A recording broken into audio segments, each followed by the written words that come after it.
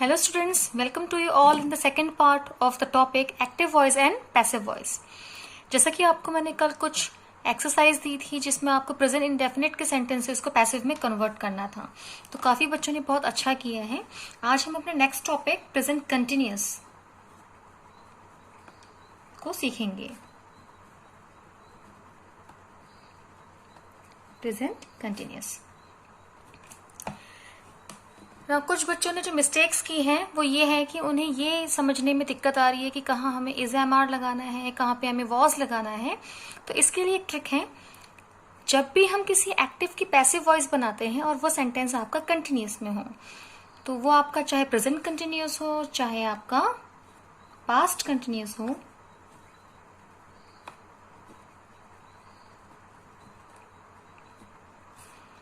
उसमें दोनों ही कंडीशन में आपको बीइंग लगाना है, BEING, बीइंग। इस चीज को आप याद कर लीजिएगा कि जब भी कोई एक्टिव का सेंटेंस प्रेजेंट कंटिन्यूअस या फिर पास्ट कंटिन्यूअस में हो तो उसकी पैसिव बनाते समय हम उसमें बीइंग लगाते हैं।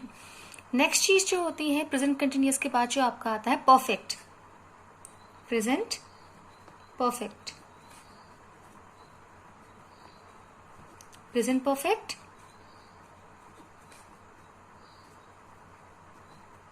Past perfect and future perfect. चाहे एक्टिव वॉइस का सेंटेंस किसी भी परफेक्ट टेंस का हो, चाहे प्रेजेंट हो, पास्ट हो, चाहे फ्यूचर परफेक्ट हो, उसमें हम हमेशा बीन का यूज करते हैं।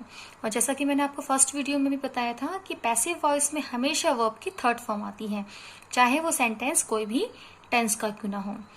फॉर एग्जाम्पल प्रेजेंट कंटिन्यूअस के लिए हम एक एग्जाम्पल ले लेते हैं।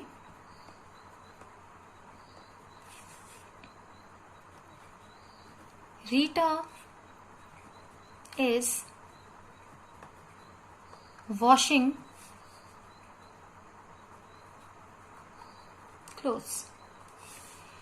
Now Rita is washing clothes. तो जैसे हमने फर्स्ट वीडियो में कहा था कि पैसिव वॉइस में हमेशा हम ऑब्जेक्ट को सबसे पहले रखते हैं, तो इसमें आपका ऑब्जेक्ट है क्लोथ्स।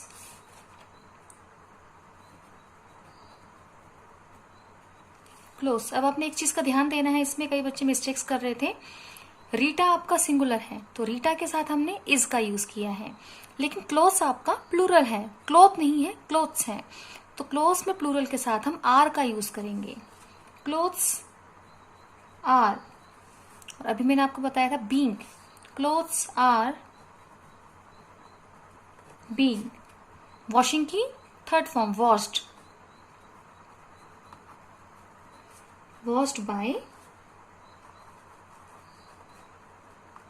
रीटा। ये बहुत सिंपल सा सेंटेंस था। बस प्रेजेंट इंडेफिनिट में आपने क्या किया था कि आपने डू डस वर्ब के फर्स्ट फॉर्म एंड वर्ब के फिफ्थ फॉर्म के साथ इज एम आर का यूज किया था, लेकिन इस टेंस में आपको ऑलरेडी इज एम आर दिया होता है with fourth form of the verb. इसमें आपको इज एम आर के साथ बस बीइंग लगाना है अकॉर्डिंग टू योर ऑब्जेक्ट, और जो आईएनजी फॉर्म है यानी कि fourth form of the verb उसे कन्वर्ट करना है थर्ड फॉर्म में। अगर यही सेंटेंस आपका पास्ट कंटिन्यूअस में हो तो रीटा वॉज वॉशिंग क्लोथ्स, तो क्लोथ्स आर की जगह पास्ट में were, clothes were being washed by Rita. और अगर by chance she is washing clothes तो शी का ऑब्जेक्टिव केस यहाँ पे हर हो जाएगा। और कई जगह पे मिस्टेक्स आती हैं, जैसे अगर आपके सब्जेक्ट में ही दिया है तो ही को आप पैसिव में जब पीछे ले जाएंगे, सब्जेक्ट को लास्ट में रखेंगे ऑब्जेक्टिव केस में, तो ही आपका हिम में कन्वर्ट हो जाएगा। अगर आपका सब्जेक्ट शी है, शी आपका हर में कन्वर्ट हो जाएगा। अगर आपका सब्जेक्ट आई है तो आई आपका मी में कन्वर्ट हो जाएगा। अगर आपका सब्जेक्ट वी है, वी आपका अस में कन्वर्ट हो जाएगा। एंड अगर आपका सब्जेक्ट दे है तो दे आपका देम में कन्वर्ट हो जाएगा। और यू को हम कन्वर्ट नहीं करते हैं, यू का आपका यू ही रहेगा, यू को आप किसी भी तरीके से चेंज नहीं करेंगे। तो आपको प्रेजेंट कंटिन्यूअस के सेंटेंस समझ में आ गए होंगे कि इस तरीके से आपको इसे कन्वर्ट करना है, जैसे कि मैंने आपको इस एग्जाम्पल में बताया है। प्रेजेंट कंटिन्यूअस का ये रूल है, इसे आप लिख लेंगे, ये आपको काफी हेल्पफुल होगा जिससे कि आप अपने एक्सरसाइज को इजीली कर सकते हैं। आपका रूल है ऑब्जेक्ट, आपका पैसिव का रूल मैं आपको बता रही हूं। Object plus is am are according to the object. Object आपका प्लूरल है तो आर आएगा, ऑब्जेक्ट आपका सिंगुलर है तो इज आएगा। अगर आपके ऑब्जेक्ट में मी या फिर आता है तो उसे जब हम नॉमिनेटिव केस में कन्वर्ट करते हैं तो उसके साथ एम आता है। प्लस बीइंग लगाना बिल्कुल नहीं भूलना है, plus third form of the verb plus extra word plus by and in the last the subject. तो ये आपका प्रेजेंट कंटिन्यूअस के सेंटेंसेस को पैसिव वॉइस में बदलने का रूल है। Present continuous.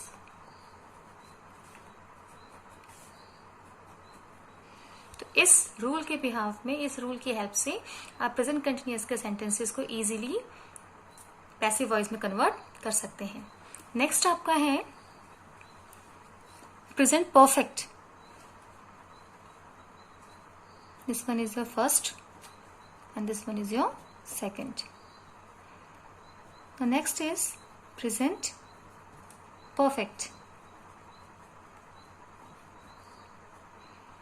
As I have already told you that in present perfect, past perfect and future perfect we always used been plus verb की आपकी थर्ड फॉर्म। तो sentence आपका इसका रूल बनेगा, परफेक्ट सेंटेंस में एक चीज का आप ध्यान रखिएगा कि ऑलरेडी एक्टिव में आपकी थर्ड फॉर्म होती हैं। तो आपका रूल होगा object plus has have according to the object plus been plus third form of the verb plus extra words plus by and in the last subject. इस तरीके से आप प्रेजेंट परफेक्ट के सेंटेंसेस को बना सकते हैं। For example,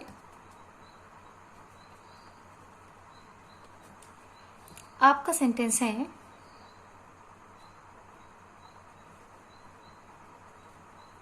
Ram has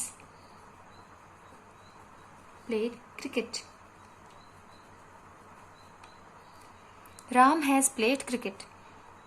Ram ने क्रिकेट खेला या उसने क्रिकेट खेल लिया है।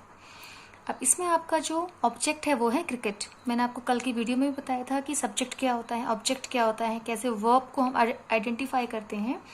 सो first we will write the object cricket. Cricket आपका सिंगुलर में आएगा। क्रिकेट हैज, आपने ऑब्जेक्ट लिख लिया, देन आपने helping verb according to object has लिख लिया, देन आपने बीन वर्ब की थर्ड फॉर्म, प्लेड ऑलरेडी आपकी थर्ड फॉर्म है, क्रिकेट हैज बीन प्लेड। अब इस सेंटेंस में कोई भी एक्स्ट्रा वर्ड नहीं है तो हम डायरेक्टली बाय लिखेंगे, by Ram. Cricket has been played by Ram. तो ये आपका प्रेजेंट परफेक्ट को पैसिव में चेंज करने का रूल है। इस तरीके से आपको इसको चेंज करना है। नाउ यहाँ पे मैं आपको कुछ एक्सरसाइज दे रही हूँ, कुछ एग्जांपल्स दे रही हूँ जिसके थ्रू आप इजीली अपने बाकी की जो आपके सेंटेंसेस हैं उन्हें आप सॉल्व कर सकते हैं। फॉर एग्जाम्पल, आपका सेंटेंस है, इंट्रोगेटिव ले लेते हैं। इंट्रोगेटिव में ज्यादातर बच्चे मिस्टेक करते हैं। Why are you singing a song in the room। अभी आपका इंट्रोगेटिव सेंटेंस है, why are you singing a song in the room. तो इसमें सबसे पहले जिन बच्चों को ज्यादा प्रॉब्लम होती है वो ये देखेंगे कि इसमें आपका सब्जेक्ट क्या है। अब सिंगिंग कौन कर रहा है? यू। सिंगिंग का काम यू ने किया, सो यू आपका सब्जेक्ट हो गया। यू क्या काम कर रहा है? सिंगिंग का। तो सिंगिंग जो काम किया जा रहा है उसे हम कहते हैं वर्ब। अब सिंगिंग क्या किया गया, इन द रूम किया गया या अ सॉन्ग किया गया। तो यहीं पे आपको आइडेंटिफाई करना है कि एक्स्ट्रा वर्ड किसे कहते हैं और ऑब्जेक्ट किसे कहते हैं। कई बार बच्चे कंफ्यूज हो जाते हैं कि सेंटेंस के लास्ट में जो पार्ट आपका आता है बच्चे उसे ऑब्जेक्ट समझ के आगे लिख देते हैं। तो ऑब्जेक्ट फाइंड आउट करने का सबसे बेस्ट जो आपका ट्रिक है वो ये है कि यू ने सिंगिंग तो किया, सिंगिंग का काम तो कर रहा है, लेकिन क्या सिंग किया, उसने अ सॉन्ग, एक गाना गाया। तो अ सॉन्ग आपका ऑब्जेक्ट हो जाएगा और जो आपका रेस्ट ऑफ द पार्ट है सेंटेंस का, इन द रूम, ये आपके एक्स्ट्रा वर्ड में इंक्लूड हो जाएगा। तो आपको समझ में आ गया होगा कि आपको एक्स्ट्रा वर्ड और ऑब्जेक्ट कैसे छांटने हैं। So according to the rule passive voice में सबसे पहले हम ऑब्जेक्ट को रखते हैं। लेकिन आपका ये सेंटेंस इंट्रोगेटिव है, मैंने कल की वीडियो में भी आपको बताया था, जब कोई आपका सेंटेंस इंट्रोगेटिव क्वेश्चन वर्ड से शुरू होता है तो आपको उसको एज इट इज कॉपी कर देना है। तो पैसिव वॉइस में हम वाई को ऐसे ही लिख देंगे। Now your object is a song is singular. तो यहाँ पे जैसे आपने यू के अकॉर्डिंग यहाँ आर का यूज किया गया था, तो ऑब्जेक्ट के अकॉर्डिंग आप इस का यूज करेंगे। Why is a song being, because it is a continuous sentence. Why is a song being, singing की third form, sing, sang, sung. Why is a song being sung by you in the room? Again then question mark. Why is a song being sung by you in the room? आप इसको इस तरीके से भी कर सकते हैं और कई बार in the room extra word को आप by से पहले भी लिख सकते हैं। जैसे कि why is a song being sung in the room by you। अगर आप इस पैटर्न में भी लिखेंगे तो भी आपका सेंटेंस करेक्ट होगा। तो इस तरीके से आपको इंट्रोगेटिव सेंटेंस बनाने हैं। और ठीक ऐसे ही एक आपको प्रेजेंट परफेक्ट का एग्जाम्पल दे देते हैं।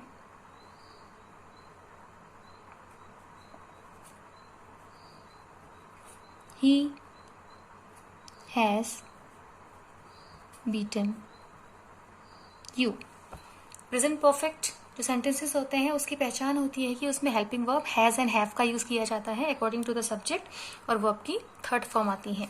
तो ही हैज बीटन यू, तो इसमें ही ने बीटन, पिटाई की, किसकी की, यू की। तो यू आपका ऑब्जेक्ट है, तो आप सबसे पहले ऑब्जेक्ट को लिखेंगे। और ही के साथ हम हैज का यूज करते हैं लेकिन यू के साथ हैव का। तो यू हैव बीन, अभी आपको जो मैंने यहाँ पे रूल लिखाया है उसके अकॉर्डिंग आप करेंगे। इस रूल के according you have been, beaten already third form है तो उसको आप एज इट इज लिख देंगे। You have been beaten by. अभी मैंने आपको यहाँ पे सिखाया था कि अगर आपका सब्जेक्ट ही है तो वो हिम में कन्वर्ट हो जाएगा। तो अगेन यहाँ पे आपका सब्जेक्ट ही है, बाय हिम। इस तरीके से आपको समझ में आ गया होगा कि आप किस तरीके से इन्हें पैसिव वॉइस में कन्वर्ट करना है। तो मैं आपको present continuous and present perfect से रिलेटेड कुछ सेंटेंसेस दूंगी जिन्हें आपको अपनी ग्रामर की नोटबुक में लिखना है। और ये जो आपको जितना भी वर्क इस वीडियो में दिया गया है इसको आपको एज इट इज अपनी ग्रामर की नोटबुक में कॉपी करना है और अच्छे से इन्हें याद भी करना है। Thank you for watching.